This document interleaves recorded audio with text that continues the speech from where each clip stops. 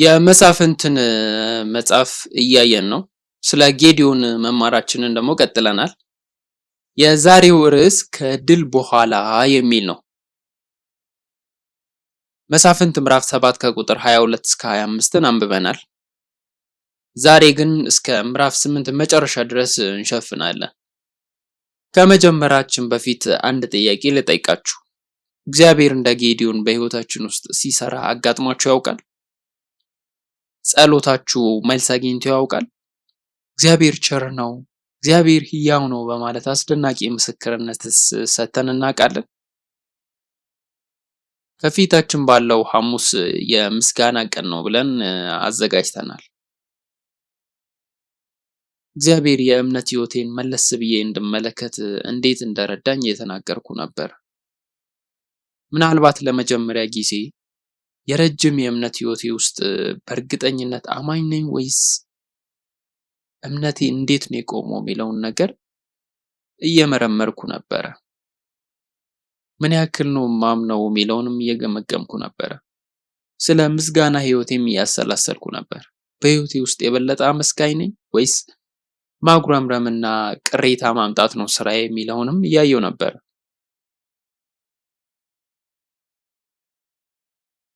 የህይወታችን ሁኔታ ምንም ያህል ጥሩ ወይም መጥፎ ቢሆን በምስጋና ጋር ከመጣን ግን ምንም ለውጥ አያመጣም። ምክንያቱም የሚያማርሩ ሰዎች ማማረራቸውን ይቀጥላሉ። የሚያመሰግኑም ማመስገናቸውን ይቀጥላሉ። እናም ለዚህ መልእክትና ለዚህ እሁድ ስዘጋጅ መንፈስ ቅዱስ ወደ 2016 ዓመተ ምህረት እንዳመራኝ አስባለሁ። ከሁለት ዓመት በፊት ለ2016 ዓመተ ምህረት ጉባኤ ስንዘጋጅ የነበረውን ጊዜ አሰብኩት። ያኔ ታስታውሳላችሁ? እዚህ ከመጣው ከአንድ ዓመት በኋላ ወይም ምናልባትም አንድ ዓመት ተኩል በኋላ ሊሆን ይችላል። የሪፍልስ ኮንፈረንስ ማዕከል አስይዘን ነበረ። ያንን ቦታ እንዴት እንደምንሞላው መጨነቅ ጀመርን። ምን ያህል እንደተቸገርንና እንደተጨነቅን ታስታውሳላችሁ አይደል? እና አሁን ከሁለት ዓመት በኋላ ያኔ የምንመኘውን ነገር አስታውሱ እስኪ። ምን አይነት ፍላጎት እንዳለን እናውቅም። ነገር ግን ከተወሰኑ ሰዎች ጋር አብረን ብንሰራ እነዚህ ሁሉ ትላልቅ አብያተ ክርስቲያናት ብንተዋወቃቸው ብለን እንጸልይ ነበር። እና አሁን ከሁለት ዓመት በኋላ እዚህ ሁሉ የምንጸልይላቸው ነገሮች ሁሉም ሆነዋል። እግዚአብሔር አስቀድሞ መልስ እንደሰጠን ተገነዘብኩ። በአመቱ መጀመሪያ ላይ ለፒያ እንጸልይ እንደነበር አስታውሳለሁ። እሷ የምታውቃቸው አንዳንድ የቤተ ክርስቲያናችን አባላት ምን አይነት ህመም እንዳለባት እንኳን ሳያውቁ አብረውን ይጸልዩ ነበር። አሁንም ታማን ያለችው ማለት አይደለም። እግዚአብሔር ግን እንዴት እየሰራ እንደነበረ በጣም አስደናቂ ነገር አሳየን አይደል? እግዚአብሔር ለኛ ስላደረገን ነገር ምላሽ ምን መሆን አለበት የሚለውን እንድንጠይቅ ያደርገናል። አንድ ነገር እንጸልያለን፣ በየቀኑ እንጸልያለን። አጋጣሚውን ባገኘንበት ሁሉ እግዚአብሔርን እንጠይቃለን። ከዚያም እንቀበላለን። ቀጣዩ እርምጃ ምንድነው? ከተቀበልን በኋላ ምን እናደርጋለን? የጠዋት ጸሎት ላይ በመሄድ 2 ወይም 3 ሳምንታት ሳናቋርጥ አንድ ነገር እየጠየቅን እናሳልፋለን። ግን አንዴ ካገኘን በኋላ እንረሳዋለን። በሌላ በኩል ደግሞ 2 ሳምንት ወይም ወራትን የጠዋት ጸሎት ሆነን አንድ ነገር እየጠየቅን መሆን የለበትም። አንድ ነገር ስንቀበል የጠዋት ጸሎታችን ለሚቀጥሉት ወራቶች የምስጋና ማድረግ አለብን። ነገር ግን ያንን እናደርጋለን? አሁንም ሌላ የሚያስፈልገንን ነገር እያየን እየጸለይን ነው የምንገኘው። በረከት ቢሰጠን ደስታው ለተወሰነ ጊዜ ይቆያል። ከዚያም አሁን የሌለንን እናስባለን። እናም እንደገና እንጠይቃለን።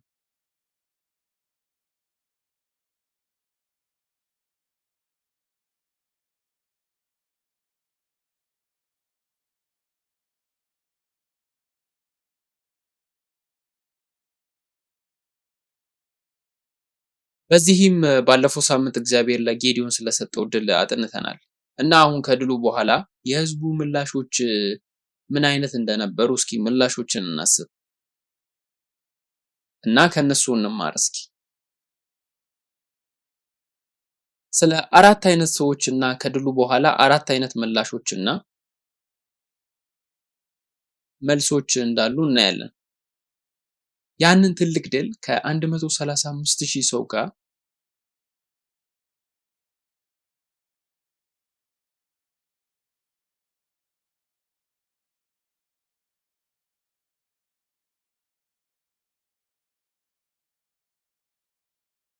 ሶስት መቶ እና 135,000 ጋር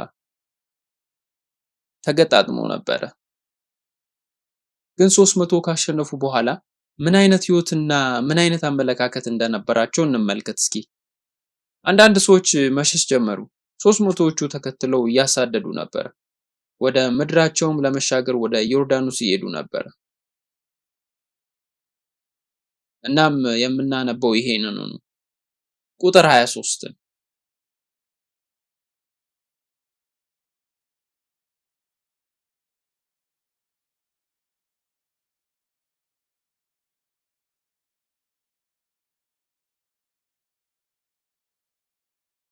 የእስራኤል ሰዎች ከኒፍታሌምና ከአሴር ከምናሴም ሁሉ ተሰብስበው ሚዲያምን አሳደዱ። ጌዲዮንም ሚዲያምን ለመገናኘት ወረደ። እስከ ቤት ባራም ድረስ ያለውን ውሃ ዮርዳኖስን ያዙባቸው ብሎ መልእክተኞችን በኤፍሬም ወዳለው ተራራማ ሀገር ሁሉ ሰደደ። የኤፍሬምን ሰዎች ሁሉም ተሰበሰቡ። እስከ ቤት ባራ ድረስ ውሃውን ዮርዳኖስን ያዙ። ስለዚህ የኤፍሬም ሰዎች ሁሉ ተጠርተው ውሃውን እስከ ቤት ባራ እና ዮርዳኖስ ድረስ ያዙ። ይሄ ጦርነት አፈታሪክ ጦርነት ነው። ጌዲዮን ያደረገው የመጀመሪያውን ድል አገኘ። የሚዲያም ወታደሮች እየሸሹ የነበሩ ቢሆኑ የጌዲዮን ወታደሮች በድካምና ሌሎች የሚጫጫኑ ነገሮች ነበሩባቸው። በደከሙ ወታደሮችም ቢሆን ግን እያሳደደ ነበር። እነዚህ ደካማ ወታደሮች የሚዲያም ወታደሮችን ከፊት ለፊታቸው እያሳደዱ ነው። ጌዲዮን ፈጣኑን መልእክተኛ ምናልባትም በፈረስ ላይ ወይም መላው የኤፍሬም ምድር የሚያክሰው ቀድሞ እንዲሆኑ መልእክት ላከ።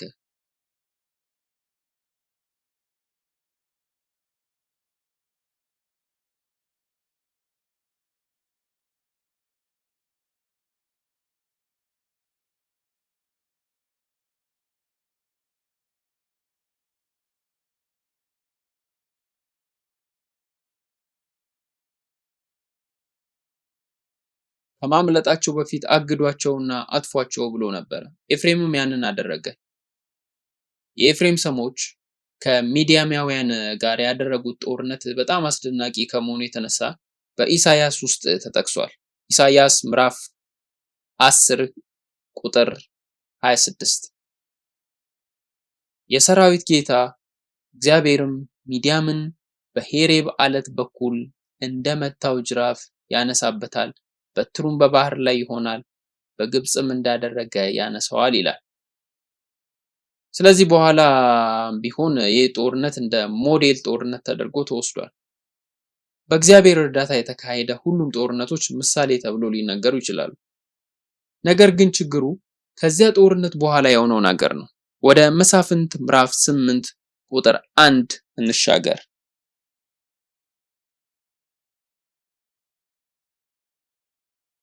የኤፍሬም ሰዎች ይህን ያደረጉበት ምንድን ነው? ሚዲያምን ለመዋጋት በወጣ ጊዜ ለምን አልጠራህንም አሉት። ጽኑ ጥልም ተጣሉት ይላል። አሁን ከሱ ጋር በብርቱ ተጣሉ የሚለው አዎንታዊ ነገር አይደለም። ምክንያቱም በእርግጥ አጉረመረሙ፣ ከጌዲዮን ጋር ሊዋጉ ተቃርበው ነበር። ስለምን እያጉረመረሙ ነበር? ከ135,000 ሰዎች ጋር ስንዋጋ አስደናቂ ድል ባገኙበት ጊዜ ለምን አልጠራህንም ብለው ነበር። በዚያን ጊዜ ኤፍሬማውያን እንደ ታላላቅ ተዋጊዎች ይታወቁ ነበር።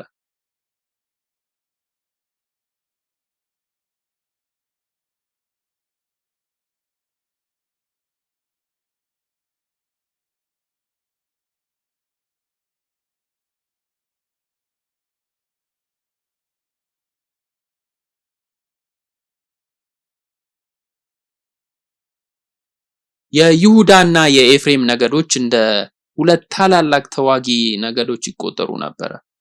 እስራኤላውያን ከነዓናውያንን ድል በነሱበት ወቅት የጀግና ነገዶች ስለነበሩ ነው። ደግሞም ከነበሩት ሁለት የበኩር ልጆች መሰል ነገዶች ናቸው። መዋጋት የተሻለ ይችሉ ነበር። ጌዲዮን ለምን እንዳልጠራቸው ጠየቁ። እዚህ ጌዲዮን ቁጥር 2 እና 3 ላይ መልስ ይሰጣቸዋል። እሱም እኔ ካደረጉት እናንተ ያደረጋችሁት አይበልጥምን? የኤፍሬም ወይን ቃርሚያ ከአቢኤዘር ወይም መከር አይሻልምን? እግዚአብሔር የሚዲያምን መኳንንት ሄሬብንና ዜብን በእጃችሁ አሳልፎ ሰጥቷቸዋል። እናንተ ያደረጋችሁትን የሚመስል እኔ ምን ማድረግ እችል ኖሯል አላቸው። ይህም በተናገረ ጊዜ ቁጣቸው በረደ ይላል።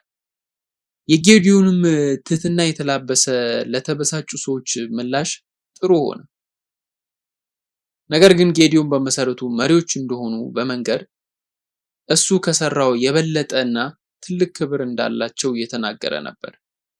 ከ135,000 ሰዎች ጋር ሲዋጉ የነበሩ 300 ሰዎች ነገር ግን ያደረጉት እንደ እጅግ የላቀ እንደሆነ መሰከረ። እስኪ አሁን ስለዚህ ጉዳይ እናስብ። ኤፍሬም የት ነበረ? መልሱን እናውቃለን፣ ነገር ግን እንደረሱት ይጠይቃል። በኤፍሬም እና በጌዲዮን መካከል ስላለው ሊኖር ስለሚችለው ግንኙነት ማሰብ ትችላላችሁ። ምን አይነት ግንኙነት ነበራቸው?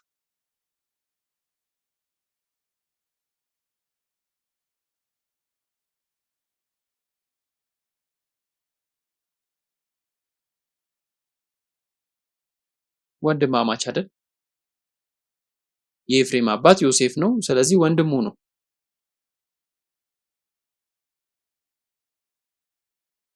የኤፍሬም ስሜቶች አሁን ምን ሊሆኑ እንደሚችሉ መገመት ትችላላችሁ።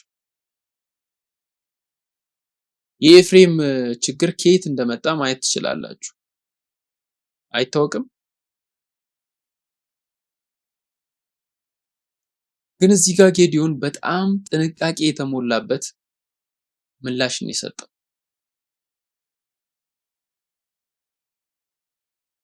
አዎ ያደረከው ነገር በጣም ጥሩ ነው እያለ ነው። ነገር ግን ይህንን እናስብ። ጌዲዮን ሰዎች እንዲመጡና እንዲዋጉ ሲጠራ የእናንተ ጎሳ የት ነበሩ ሊል ይችል ነበር። ጌዲዮን እንደማያውቅ ታስባላችሁ? ይህ የሀገር ጉዳይ ነበረ። ሚዲያማውያን እስራኤልን ሁሉ ለማጥፋት እየሞከሩ ነበር እና ሁሉም ሰው አደጋ ላይ ነበር። ጌዲዮን ሰዎች እንዲወጡና እንዲዋጉ እየጠራ ነበር። 32,000 ሰዎች ሲመጡ ኤፍሬማውያን የት ነበሩ? ማስታወቂያው ሲወጣ የት ነበሩ? መጨረሻ ላይ መተው በጭራሽ አልጠራህንም እያሉ ነው። እኔን አላካተትከኝም እያሉ ነው። በእርግጥ ኤፍሬማውያን እዚህ ጋር እያጉረመረሙ ነው። ያልተሳተፉባቸው ሌሎች ምክንያቶች ሊኖሩ ይችላሉ። ምናልባት በፍጹም ጌዲዮን ሊሸነፍ ነው፣ ስለዚህ ባንሳተፍም ምንም ችግር የለውም፣ እንዴት እንደሚሄድ ለማየት ወደ ኋላ እየተመለስን ነበር ሊሉ ይችላሉ።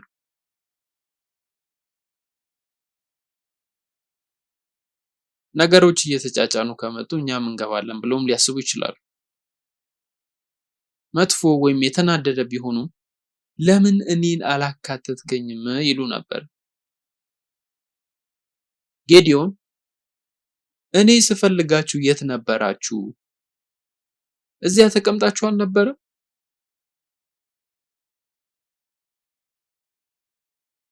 መልእክተኛ ልኬ ስጠይቃችሁ ብቻ ተነስታችሁ አንድ ነገር ታደርጉ ነበር አለ።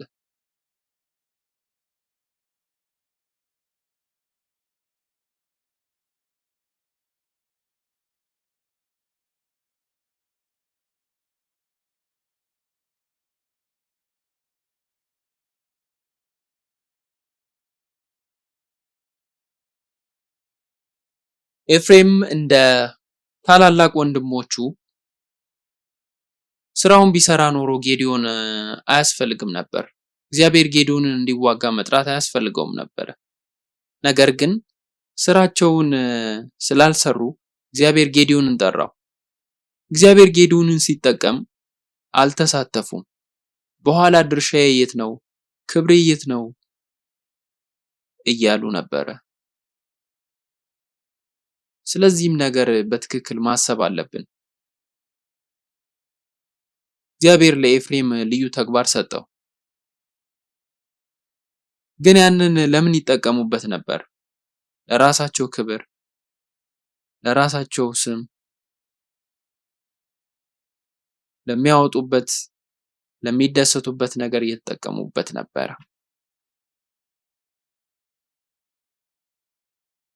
እዚህ ነበሩ። ነገር ግን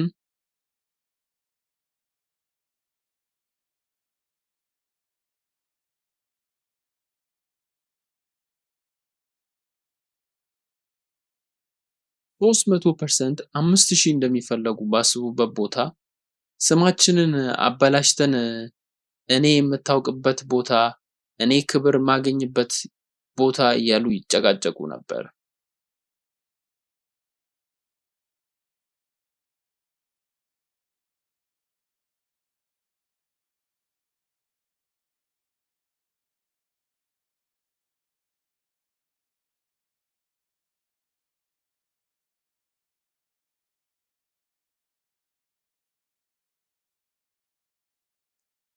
ወደዚያም ሄደው ትንሽ ነገር አደረጉ። በኋላም ተመሳሳይ ነገር አደረጉ። ተመሳሳይ ነገር አደረጉ ስል አንድ ነገር ብቻ አይደለም። ጌዲዮን ለነሱ ደግ ነበር። ጌዲዮን ችግር የለውም ያደረጋችሁት ነገር ታላቅ ነው፣ እኔ ካደረኩት ነገር የበለጠ ነው አለ። በዚህ መንገድ አረጋጋቸው። ጌዲዮንም ብቻቸውን አልተዋቸውም። ጌዲዮንም በእርግጥ አነጋገራቸውና ምላሻቸው ወደዚህ ነገር እንዳመጣው አውቆ ነበር። በጌዲዮን ዘመን የሁለተኛው ሰዎች ቡድን መሳፍንት ምዕራፍ 8 ከቁጥር 4 እስከ 9 ያሉ ናቸው። ጌዲዮንም ከ300 ሰዎች ጋር ወደ ዮርዳኖስ ደርሶ ተሻገረ። ምንም እንኳን ቢደክሙም እያሳደዱ ነበር። የሱኮት ሰዎች የሚዲያምን ነገስታት ዛቤልንና ስልማንን ሳሳድድ ደክመዋልና እኔን ለተከተሉ ህዝብ እንጀራ እባካችሁ ስጡ አሏቸው። የሱኮትም አለቆች እኛ ለሰራዊት እንጀራ እንድንሰጥ የዛብሄልና የስልማን እጅ አሁን በእጅ ነውን? አሉ። ጌዲዮንም እግዚአብሔር ዛቤልና ስልማንን በእጅ አሳልፎ ሲሰጠኝ እኔ በምድረ በዳ እሾህና በኩርንችት ስጋችሁን እገርፋለሁ አለ። ከዚያም ወደ ጵኒኤል ወጣ። ለጵኒኤል ሰዎች እንዲሁም አላቸው። የጵኒኤልም ሰዎች የሱኮት ሰዎች እንደመለሱት መለሱላቸው። እሱም የጵኒኤል ሰዎች ደግሞ በደህና በተመለሱ ጊዜ ይህን ግንብ አፈርሷል ብሎ ተናገራቸው። ሰራዊቱ በጣም ተርቦ እና ተጠምቶ ስለነበረ ሱኮትና ጵኒኤል አጠገብ ቆሞ እንጀራ ሲሰጧቸው እንዲመለከት ፈለገ። ሊሰጧቸውም እንደሚችሉ ጠየቃቸው። ምን አሉ? እነዚህ ነገስታት አስቀድሞ ተሸንፈዋልን? ተሸንፎ ከሆነ ዳቦ እንሰጣለን፣ ካልሆነ ግን እነሱ እናንተን ያሸነፉ ጊዜ ለኛ ጥሩ አይመጣም ብለው ዳቦ አታገኝም አሉ።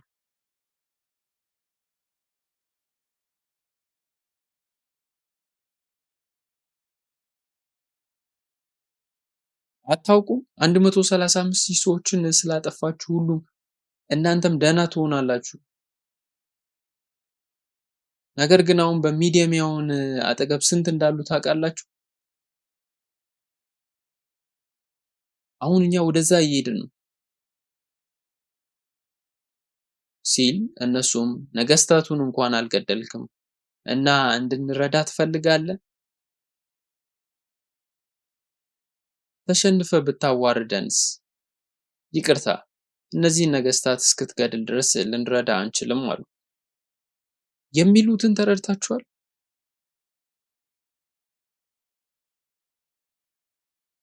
እያመዛዘኑ ጭንቅላታቸውን እየተጠቀሙ ነው። እስካሁን ስላልገደልካቸው ልንረዳ አንችልም እያሉ ነው። እግዚአብሔር በዚያ ጦርነት ውስጥ እየሰራ ነበር። ግን በዚህ ጊዜ ቢሆን ይሄን አልተቀበሉም። የምስጋና ቀን እግዚአብሔር ከጎናችን መሆኑን የሚያሳይ በቂ ምልክት አይደለም። አሁንም ሊሆን ይችላል።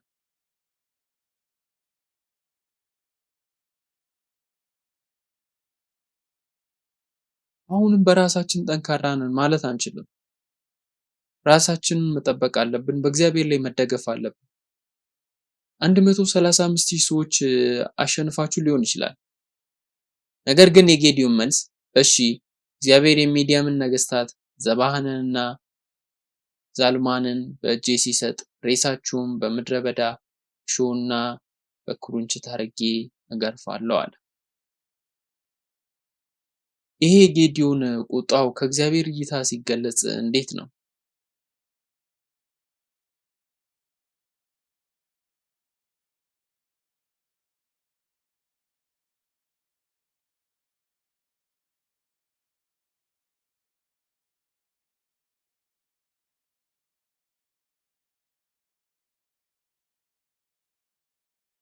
ሰዎቹ በታላቁ ስም በጵኒኤል ውስጥ ነበሩ። ይህ በመሰረቱ ያዕቆብ ከእግዚአብሔር ጋር የተዋጋበት ጵኒኤል ከሚባለው ስም ጋር ተመሳሳይ ነው።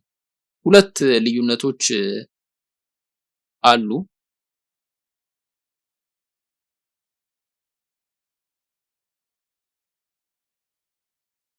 እናንተና እኔ እንደማለት ነው።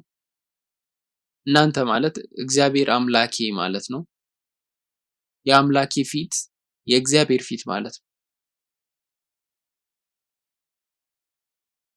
ለማንኛውም ተመሳሳይ ነገር ተናግሯል። ጌዲዮን በደህና ስመለስ ይህን ግንብ አፈርሰዋለሁ አለ። ያ ግንብ ምንድን ነው? ያ ግንብ ማለት የመጠበቂያ ግንብ ነው። ጥበቃ ማለት ነው። ስለዚህ ግንብ ከሌላው ጥበቃ በተሻለ ያውቃሉ። ይሄ ግንብ ካለ የእግዚአብሔርን ጥበቃ አይፈልጉም ማለት ነው። ዛሬ የዳን ነው እግዚአብሔር በእኛ ላይ ስልጣን ስላለው ነው።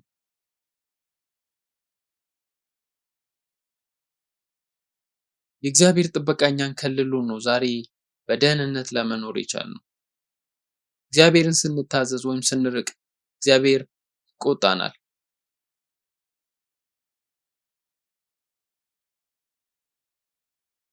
ሌሎችም እኛን ማጥቃት ይጀምራሉ።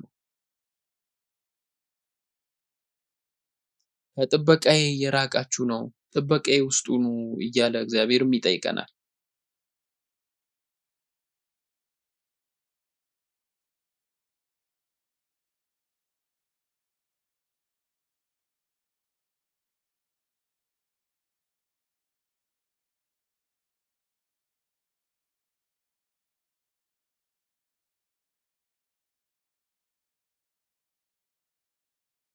ይህ ጥበቃ ከሌለን ሁል ጊዜ ጨለማና ሰይጣን እኛን ይጎዳናል።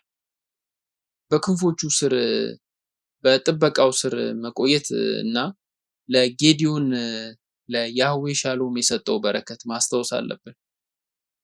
ይህም ማለት እርዳታ ነው፣ ሰላም ማለት ነው፣ ሻሎም ማለት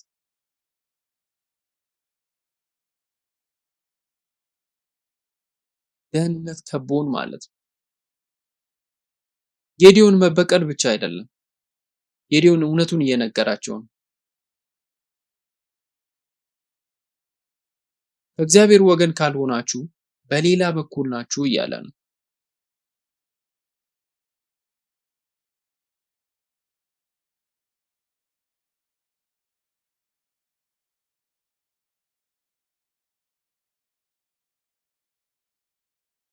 ከሁሉም በፊት ስለ አንድ ነገር በቆራጥነት ከመወሰናችሁ በፊት መጀመሪያ ጭንቅላታችሁን ማጥራት አለባችሁ። የትኛውንም ሐሳብ ወደ ውሳኔ ከማምጣታችን በፊት የእግዚአብሔር ወገን የትኛው እንደሆነ እንድንወስን ጸልያለሁ። የእግዚአብሔር ወገን 300 ብቻ ቢኖረውም ሌላኛው ወገን ደግሞ በመቶ ሺዎች የሚቆጠሩ ሰዎች ቢኖሯቸውም የእግዚአብሔር ወገን እንድንደግፍ ጸልያለሁ። መሳፍንት ምዕራፍ 8 ከቁጥር 22 እስከ 23 የእስራኤል ሰዎች ጌዲዮንን አንተና ልጅህ ግዙን አሉ። ይሄ የሆነው ሁሉም ነገር ካጠፉ በኋላ ነው። ሁሉም ነገር ከተጠናቀቀ በኋላ ነው።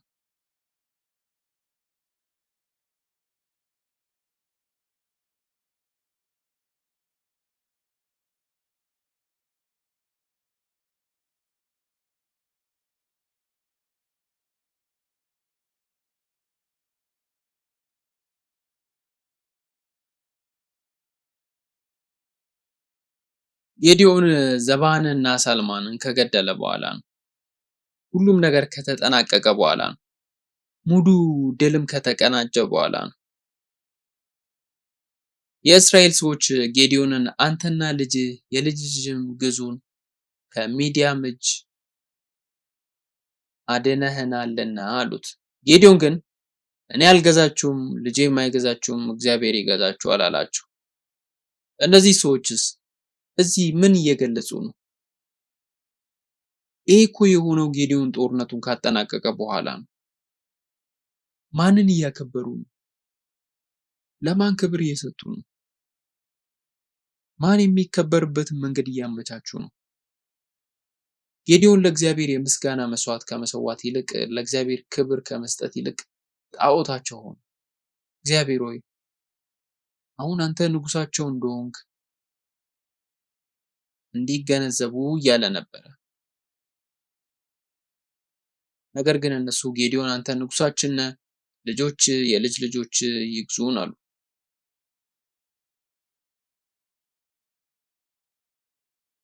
በልባቸውና በአእምሯቸው ውስጥ የነበረው ሕይወታቸውን የሞላው የሚመጣው ነገር ያ የጣዖት አምልኮ ነው። በዘመናቸው የሚፈልጉትንም ምስል ጣዖት ሰሩ። ለመራባት ወይም ደግሞ ለሌሎች ነገሮች ጣዖትን ሰሩ። ትላልቅ የመራቢያ አካላት ያላቸውን ጣዖታትን ይሰሩ ነበር። ዘዳግም ምዕራፍ 5 ከቁጥር 7 እስከ 10 ላይ ከእኔ በቀር ሌሎች አማልክት አይሁኑልህ ይላል። እግዚአብሔር እንዲህ ይላል፣ ለራስህ ጣዖት አታድርግ ይላል። ጣዖት የሚሰራው ለማን ነው? ለራስህ ይላል እዛ ጋር። ታዲያ ከጣዖቱ የሚበልጥ ማን ነው? ራስህ የምትለዋን አስምሩልኝ። ጣዖቱን የምንሰራው ለፍላጎታችን እና ለውስጥ ጥማታችን ነው። ከውስጣችን የሚወጣው ያ ሁሉም ጣዖት ነው። በዚህም ሁኔታ ጌዲዮን ጣዖት ሆነ። ነገር ግን ያ የተወሰነ ሰው ብቻ ሳይሆን ዓለማዊ አስተሳሰብ መንገዳቸውም ነበር። በዚያ ጊዜ አንዳንድ ህዝብ ታላቅ ጀግና ተዋጊ ነበር። እያንዳንዱ ጥሩ ህዝብ እንደ ጎልያድ ንጉስ የሆነ ጀግና ተዋጊ ነበር። ከኔ ጋር ተዋጉ እኔም አሸንፋለሁ ልትሉት የምትችሉት ሰው ነበር።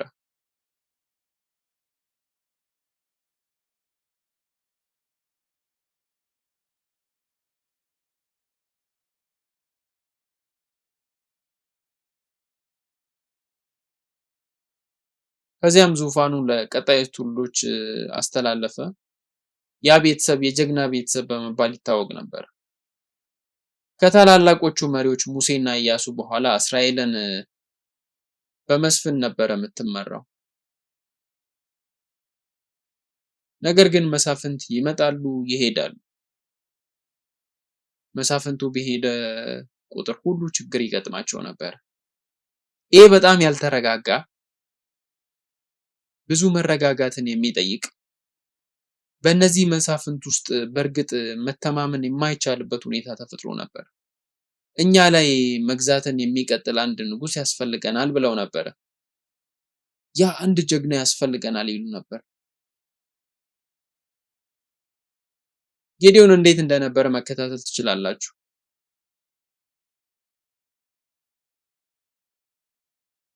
ታላቅ ተዋጊ የሆነው ትንሽ ደካማ ልጅ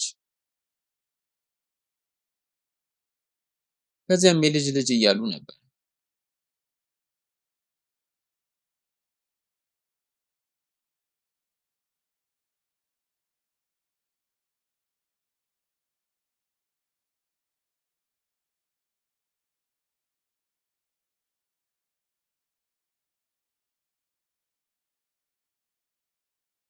አሁን እሱ እንደ ካፒቴን ነው። የአሜሪካ ካፒቴን ታውቃላችሁ? ታላላቅ ተዋጊዎችን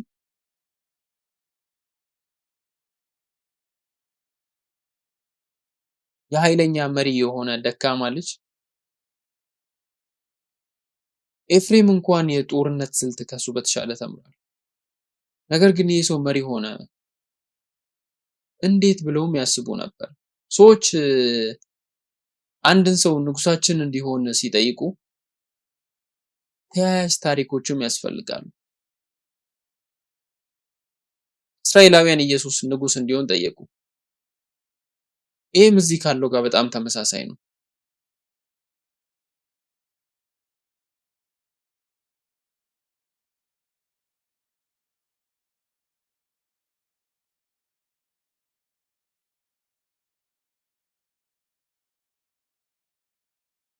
እግዚአብሔር ይህንን ድል ለምን እንደሰጠን ከማሰብና ከማመስገን ይልቅ ወዲያውኑ ከጦርነቱ በኋላ በተለየ መንገድ ለመሄድ እያሰቡ ነበር።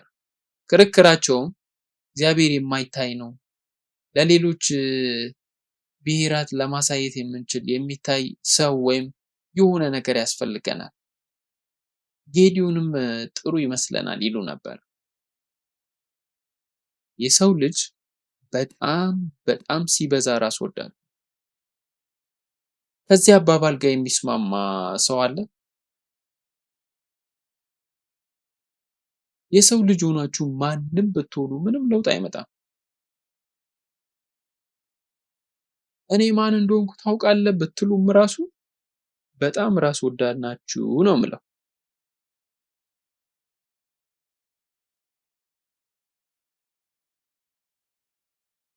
አንድ ሰው የበሬ ስጋ ለእናንተ መጥፎ ነው፣ ካንሰር ያስከትላል አለ። እናንተም አይ ጭንቀት ነው ካንሰር የሚያስከትለው አላችሁ። ስጋ ካልበላው ጭንቀት ይፈጠራል፣ ስለዚህ ስጋ መብላት አለብኝ እንላለን አይደል? አንዳንድ ሰዎች የአካል ብቃት እንቅስቃሴ ማድረግ ይወዳሉ። ሰውነታቸው እንደ ካፒቴን የአሜሪካው ነው። ነገር ግን ሁሉም ነገር ቆሻሻ ነው እላለሁ። እኔ ከራሴ እይታ ነው የምናገረው።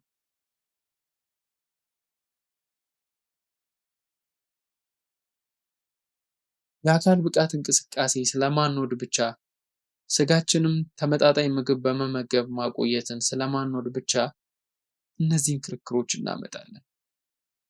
ሁሉም ሰው ራስ ወዳድ ነው። ስለዚህ ራሳችንን መጠየቅ አለብን።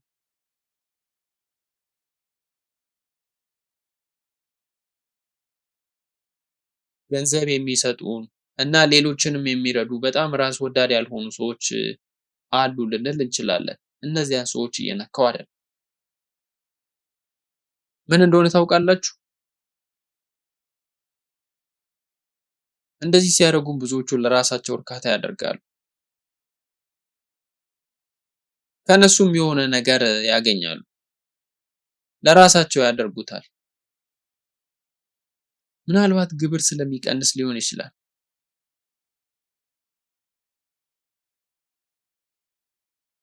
ቤተክርስቲያናት ሲጣሉ ወይም በቤተክርስቲያን ውስጥ ያሉ ሰዎች ሲጣሉ ስታዩ ሁለቱም ወገኖችን ታዳምጣላችሁ።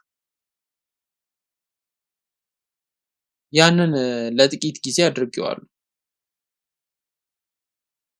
ወደ ተከፋፈለችን ቤተክርስቲያን የሚሄድ ፓስተር በመባል ይታወቃሉ። ሁለቱንም ወገኖች ታዳምጣላችሁ? እንደዚህ የሚባሉ የተለመደ ንግርትም አለ። እነሱ ትክክል ናቸው እላለሁ እኔ። በቃላት ብቻ የሚኖሩ ሰዎች ግን ምንም ለውጥ አያመጡም።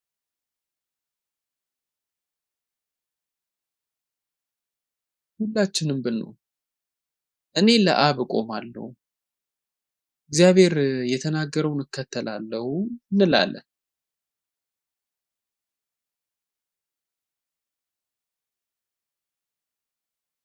እና በእኔ ላይ የሚቃወም ማንኛውም ሰው የአባቶቻችንን ፈቃድ ይቃወማል። አባቶቻችን ሁሉም ደግሞ ከእግዚአብሔር ጎን ናቸው እንላለን።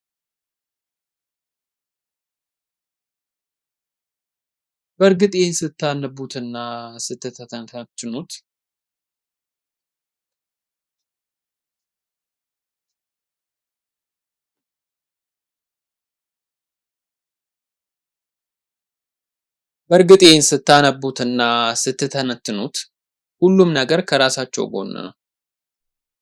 እግዚአብሔር ከጎናቸው ነው የሚል አስተሳሰብ ግንዛቤ አላቸው። ከዚህ የተለየ ማሰብ አይችሉም። እውነተኛ ክርስቲያኖች ከሆንን ራሳችንን ተመልክተን እዚህ ምን እፈልጋለሁ ብለን መጠየቅ እንዳለብን ማስታወስ አለብን።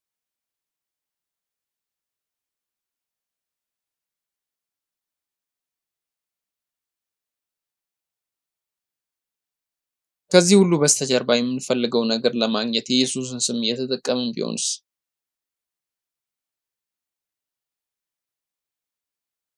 ስለ እኔ ስለሆነ ተበሳጭቻለሁ። በውስጤም የሆነ ነገር አለ። በዚህ ስዕል ውስጥ እግዚአብሔር የት አለ?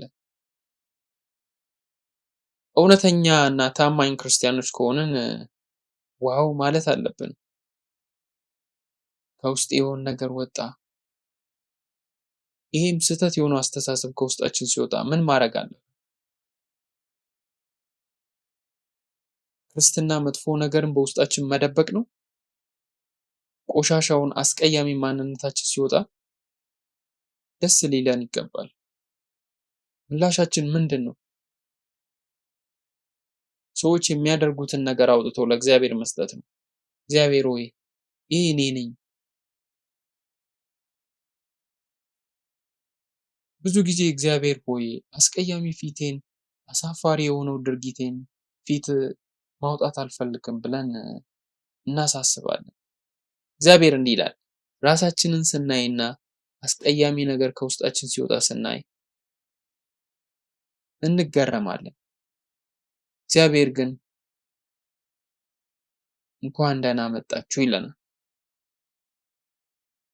በመስተዋት ውስጥ ተመልክታችሁ ታውቃላችሁ ራሳችሁ?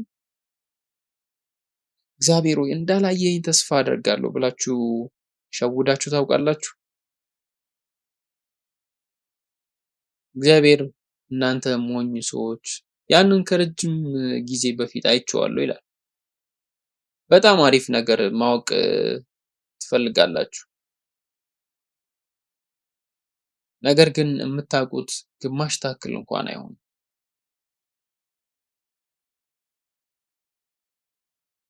አሁንም እግዚአብሔር ደረጃ በደረጃ እየመራ መሆኑን ማወቅ አለብን። እግዚአብሔር እኛን እንደመረጠ እያወቅን ከኛ ሊያወጣው ስለሚችለው እኛ ማን እንደሆንን እሱም ሁሌም እንደሚያይ ማወቅ አለብን።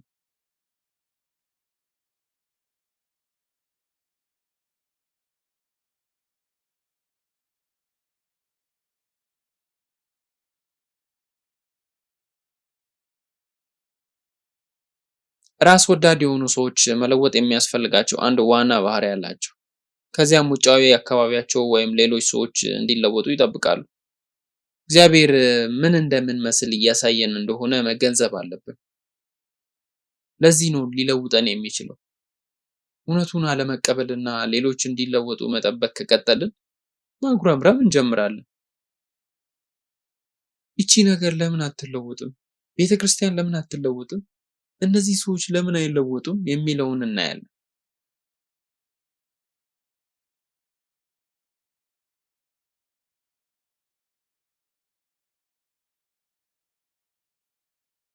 ሁል ጊዜም ሌሎች እንዲለወጡ እንጠይቃለን። ልክ እኔ መኪና ስነዳ ሚስቴ አንተ ነህ አንተም እንደነሱ እየነዳ ነው ለምን ደግሞ አትለወጠው ትለኛለች።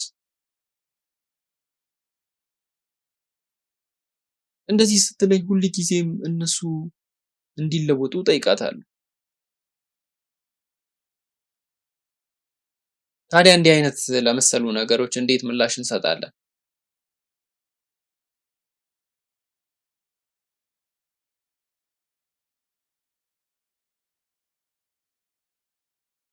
ሰውን ማዕከል ያደረገ ፍላጎት፣ የቁጥጥር ፍላጎት፣ ልክ ጦርነቱ እንዳበቃ አድርጎ ማሰብ።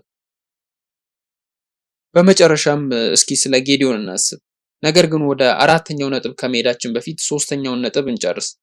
እግዚአብሔር ብርሃን ስለሆነ ወደ እግዚአብሔር በቀረብን ቁጥር የኛ ማንነት እየነጻ ይሄዳል።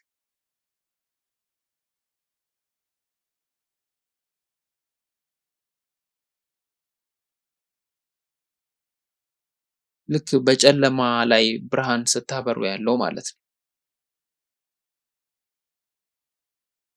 ከፍቅሩ ጋር ስንጣበቅ ልባችንን ውብ ያደርገዋል። ብርሃን ባለበት ቦታ የፍቅር ጓደኝነት መጀመር ትፈልጋላችሁ ከእግዚአብሔር ጋር?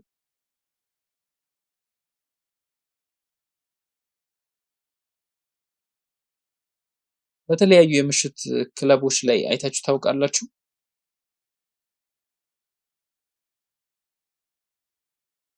ጨለማ በሆነ ቦታ ላይ ምግብ እንዴት እንደምትመገቡ አስባችሁ ታውቃላችሁ?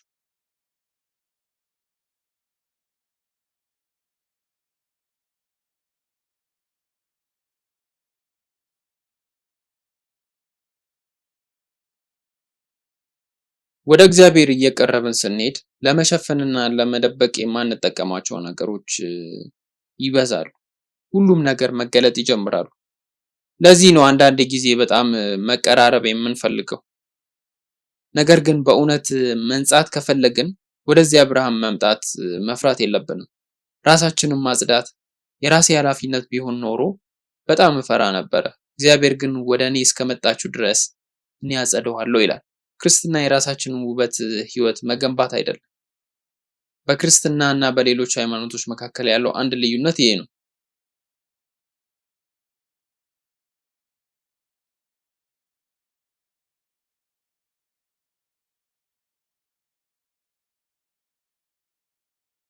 ሁሉም ኃጢአተኛ መሆናቸውን ይገነዘባሉ።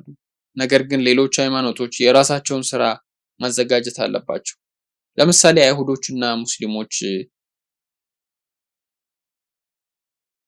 መሬት እስኪቀረስ ድረስ በግንባራቸው በእጆቻቸውና በእግራቸው መሬትን በመንካት የተወሰኑ ተግባራትን የሚፈጽሙ እንደ ደንቦች የሆኑ ነገሮች አሏቸው። ኃጢአታቸውን ለማስወገድ በእነዚህ የውበት መጠበቂያ አይነት አድርገው ይወስዳሉ። ይህንን ባደረጉት ቁጥር ደግሞ እየነጻን እንሄዳለን ብለውም ያስባሉ። በክርስትና ውስጥ ለሺዎች ዓመታት ያንን ማድረግ ትችላለህ፣ ኃጢአት ግን አይወገድም። በራሳችን ምንም ማድረግ አንችልም።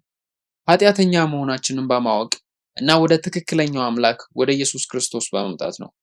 እግዚአብሔር ለጸሎታችን መልስ በሰጠው ምክንያት አሁን ምን እንፈልጋለን? ይህንንም መጠየቅ አለብን። ያ ፍላጎታችን በውስጣችን ያለው ታላቅ ጣዖት በእውነት ለእግዚአብሔር ክብር ካልሆነ በስተቀር ወጥቶ መሄድ አለበት። ያንን ደግሞ ለማድረግ ወደ እግዚአብሔር መቅረብ ብቻ ነው ያለን አማራጭ። ወደ ጌዲዮን አራተኛው ነጥብ ከቁጥር 23 እስከ 27 እንሸጋገር። ጌዲዮን እኔ ንጉሥ አልሆንም ቁጥር 3 ላይ እንዳለው አስታውሱ።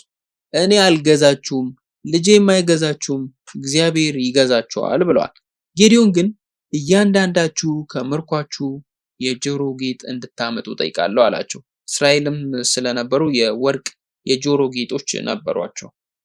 በእርግጥ እንሰጣቸዋለን አሉ።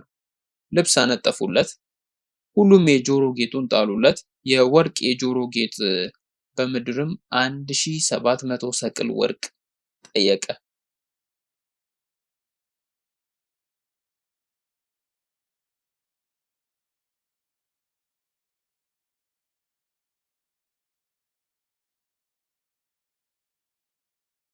ከሚዲያም ነገስታት ጌጦችን፣ የሐምራዊ ልብሶችን፣ የሐምራዊ ቀሚስና ከሌሎች ውድ ዕቃዎች በተጨማሪ ጌዲዮን ኤፉድን ሰራና በከተማው ውስጥ አስቀመጠ።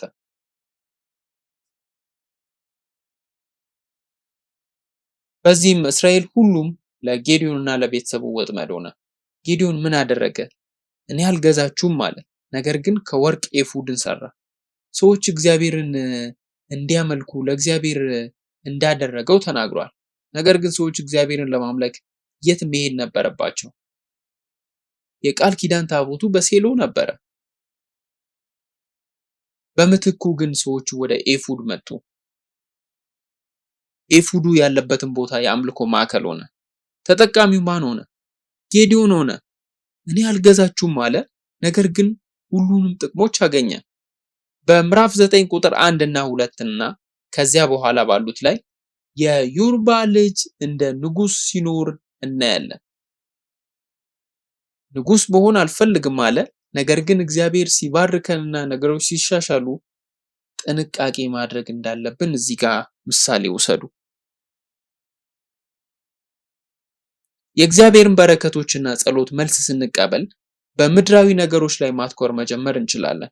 እስራኤላውያንና ጌዲዮን እንኳን ነገሮች ጥሩ ሲሆኑ ምድራዊ ምቾትንና ምኞታችን መመልከት እንጀምራለን። እግዚአብሔርን እንደ ንጉሳቸው ከመጋበዝ ይልቅ እውቅናን ፈለጉ።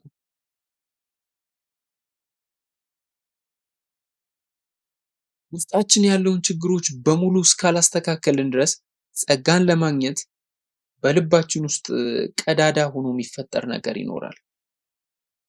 ጸጋን ብንቀበል እንኳን በዛ ቀዳዳ ወድቆ ይፈሳል። ወደ ዓለምን ሞተን የዓለም ሰዎች ልንሆን እንችላለን።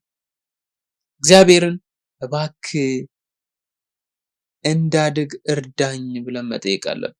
ወደ ቤተ ክርስቲያን እየመጣን ነበረ፣ ግን በመንፈሳዊ እያደግን አይደለም። በውስጣችን ችግር መኖር አለበት አይደል? እድገት እያስመዘገብን ካልሆነ ከመቀጠላችን በፊት አንዳንዳችን ራሳችንን መጠየቅ አለብን። እኔ እንደ ኤፉድ ነኝ? እግዚአብሔር ለጊዜው ወይም ደግሞ ለጥቅሜ ይጠቀመዋለሁ? ወይስ እንደ ጌዲዮን የእግዚአብሔርን ስራ እየሰራው ራሴን እጠራለሁ? ክብሩስ ወዴት ነው የሚሄደው? ወደ ራሴ ነው የሚመጣው? እኛ እንደ ቤተ ክርስቲያን እግዚአብሔርንና ክብሩን እንድናስታውስ እጸልያለሁ። እግዚአብሔር እስካሁን ያደረገውን እናስታውስ። ስለ ወደፊቱ ማሰብ አለብን። ነገር ግን እግዚአብሔር በዚች ቤተ ክርስቲያን ውስጥ አስደናቂ ነገሮችን ሲያደርግ ቆይቷል። ለሱም ክብር ለመስጠት ምን እያደረግኩ ነው የሚለውን ማሰብ አለብን። አንዳንድ ጊዜ እግዚአብሔር ሆይ እባክህ ይህንን አድርግ ብለን እንጸልያለን፣ እናም ይከናወናል። ነገር ግን ምንም እንዳልተፈጠረ እናስመስላለን። ከዚህ እርጅናችን ግን ማደግ አለብን። ላይጠቅምን ነው እንደዚህ አይነት ነገር ልባችን ውስጥ አስቀምጠን መያዛችን። ነገር ግን ሁሉም ነገር የተለመደ አይነት ነገር ከሆነ ራሳችንን መጠየቅ አለብን። በእውነት አመስጋኝ ነኝ ወይስ ስሜታዊ ብቻ ነኝ የሚለውን ማሰብ አለብን። እንጸልይ።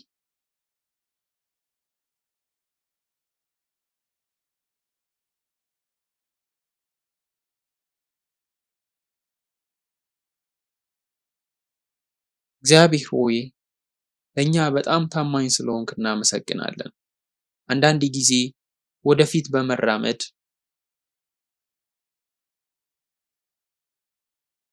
በጣም ብዙ የበዛብን አስመስለን አንተን እንረሳለን።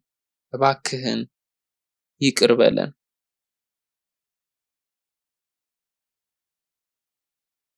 በየቀኑ እንድናስብ እንድናውቅ ፍቀድልን።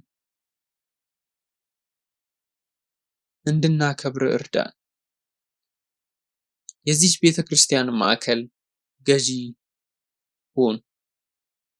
አባት ሆይ ደካሞች ነን፣ ጸሎታችንን ብትመልስም አሁንም ደካሞች ነን። እርዳን። እርዳታ ይቀጥልብን፣ አትተወን። ነገር ግን በመንፈስና በቃል ከኛ ጋር ሁን። ኃይል ስራህን እንዲመሰክር እርዳን። በምስጋና ልብ ይህን መስዋዕት ወደ አንተ እናቀርባለን። የምስጋና ልባችን ወደ አንተ እናነሳለን። እባክህ ጸሎታችንን በኢየሱስ ክርስቶስ ስም ተቀበል። አሜን።